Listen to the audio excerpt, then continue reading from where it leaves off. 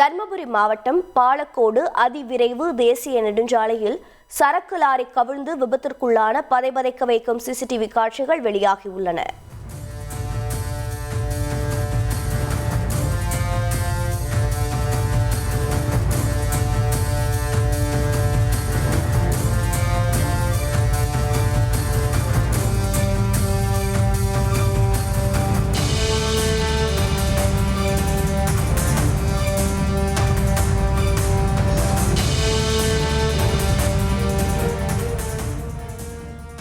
இது பற்றிய கூடுதல் தகவல்களுடன் இணைகிறார் செய்தியாளர் ஆனந்த்.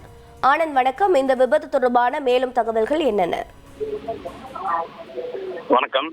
அதாவது தருமபுரி மாவட்டம் பஞ்சப்பள்ளி அடுத்த வேடம்பட்டி கிராமத்தைச் சேர்ந்தவர் லாரி டிரைவராக வேலை செய்து வருவார் சிதம்பரம். இவர் நேற்று சரக்கு லாரியை ஒசூரில் இருந்து காய்கறி ஏற்றிக்கொண்டு வந்துள்ளார். அப்போது அந்த பாரம் தாங்காமல் திருநெல்வேலியை நோக்கி செல்லும் போது பாலக்கோடு அதிவிரைவு சாலையில் கல்கூடப்பட்டி அருகே வந்தபோது கட்டுப்பாட்டை இழந்த சரக்கு லாரி சென்டர் மீடியன் மீது தலைக்குப்புற கவிழ்ந்து விபத்துக்குள்ளாகியுள்ளது.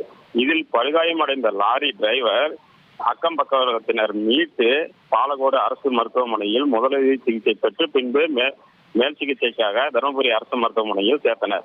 தகவல் அறிந்த பாலக்கோடு காவல்துறையினர் மற்றும் தீயணைப்பு துறையினர் சம்பவ இடத்திற்கு விரைந்து வந்து சரக்கு லாரியை அப்புறப்படுத்தி போக்குவரத்தை சீர்திருத்தினர். இதனால் இப்பகுதியில் சுமார் ஒரு மணி நேரம் போக்குவரத்து பாதிப்பு ஏற்பட்டது.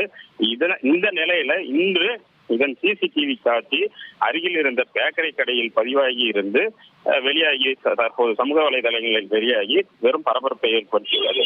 மேலும் இந்த அதிவிரைவு சாலையானது முழுமையாக பணிகள் நிறைவடையாமல், அதாவது தர்மபுரியிலிருந்து பெங்களூரு வரை முழுமையாக நடைபெறாமல் இருந்த நிலையில் கிட்டாண்டலி வரை மட்டுமே இதன் முழுமையான பணிகள் நடைபெற்றுள்ளது. இதனால்தான் இந்த போக்குவரத்து பாதிப்பு அடிக்கடி ஏற்பட்டு விபத்து ஏற்படுகிறது என்றும் ஆங்காங்கே காவல்துறையினர் போக்குவரத்து காவல்துறையினர் பாதுகாப்பு பணியில் ஈடுபட வேண்டும் என்றும் சமூக ஆர்வலர்கள் கோரிக்கை விடுத்துள்ளனர். உங்களுடைய தகவல்களுக்கு நன்றி ஆனந்த். செய்திகளை உடனுக்குடன் தெரிந்து கொள்ள உடனே சப்ஸ்கிரைப் பண்ணுங்க.